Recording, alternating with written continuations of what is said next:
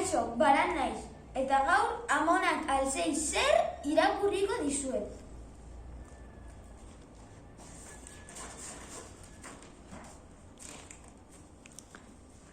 Katixa naiz, nire amonari oso gauza bitxia gertatu zaio. Oraintxe kontatuko dizut zergatik dabilen horren arraro. Txikian nintzenean, maiz joaten nintzen oporretan amonaren etxera. Marmelada usain gozoko etxe handi hartara. Amonak besarkada batekin hartzen ninduen beti. Ni ere izugarri posten nintzen amona ikustean. Banekien une zoragarriak igaroko genituela elkarrekin. Goiza une unkigarri batekin hasten zen beti. Amonare bere altxorra erakusteko eskatzen nion. Burua oroitzapenez beteri, argazki albuma irekitzen zuen eta nire galdera guztiei erantzuten zien. Horko neska txiki hori zualtzara, Amona, nire antza duzu. Ondoren, erosketak egitera irteten ginen, okindegira eta arategira. Oso gustora laguntzen nion arategira. Amonak gaztetan antxelan egin baitzuen. Gezurra dirudi. Etxerako bidean parketik itzultzen ginen beti, eta hori apurrak botatzen genizken ahatei. Ahatei begira egoten ginen apur batez. Amonari benetan politak iruditzen zitzaizkion. Arratsaldean sukaldeketan ibiltzen ginen, askaria prestatzen. Izugarri maite nuen amonarekin sukaldean ibiltzea. Gure espezialitatea, txokolatezko pastelak, kremaz bete-beteak. Amonaren mantala jantzita osagai guztiak izurtzen dituen, koiara miaskatzen ere gusten zidan. Izugarri ongi pasatzen ginen. Gauean, nire adina zuenean zer egiten zuen kontatzen zidan. Eskolaz eta egiten zituzten kolasez ere hitz egiten zidan. Izugarri atsegin nuen amonaren ahots leun eta lasaia entzutea. Biziki maite nituen amonaren kontakizunak. Kontakizunen ondoren gure unorik gogokoena. Begi bihurriekin elkarri begiratu eta berak esaten zuen moduan. Musu handi zaratatsua ematen genion elkarri.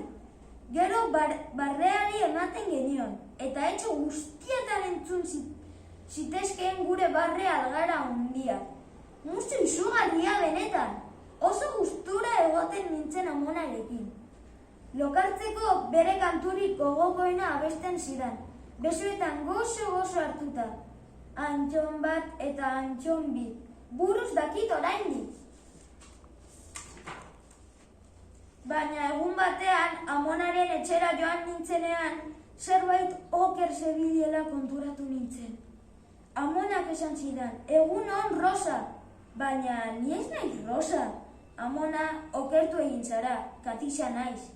Txantxetan ari zela pentsatu nuen, baina zoritxarrez ez zen txantxetan ari. Izenak nahazten hasi zen benetan, batzuetan oso gauza arraroak esaten zizkidan. Adibidez, zatoz aita txoriak arrantzera joango gara. Orduan paiazo izan nahi zuela pentsatu nuen, baina gero eta tontekeria gehiago egiten zituela ikusi nuenean, amonaren buruan zerbait gaizki zebilela pentsatzen hasi nintzen. Zapatak oskai joan sartzen zituen, okerreko bidea hartzen zuen, eta ez zuen bere ohea aurkitzen. Egun batean, ahosapia jaten saiatu zen. Konturatzen zara, zertan ari zen begira ibili behar genuen beti. Eta orduan ulertu nuen, nire amonak ez zuen paiazo izan nahi, gaixorik zegoen.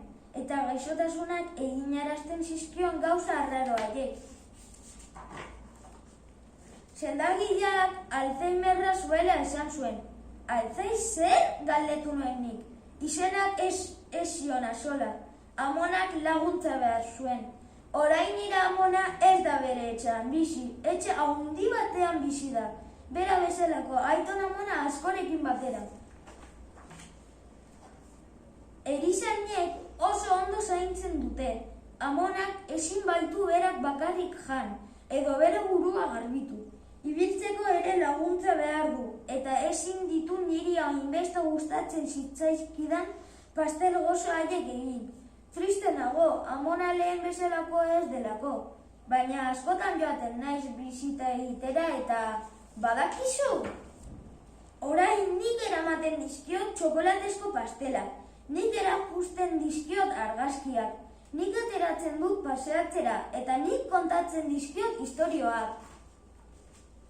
Egia da, ez da lehen bezalakoa, baina nire amona izango da beti, eta bihotz-bihotzez maiteko dut. Hitz egiten diodanean badirudi ez didala ezertxo ere ulertzen, baina badakit badela beti ulertko duen gauza bat. Izugarri gustatzen zaiona, gure musu handi zaratatxua!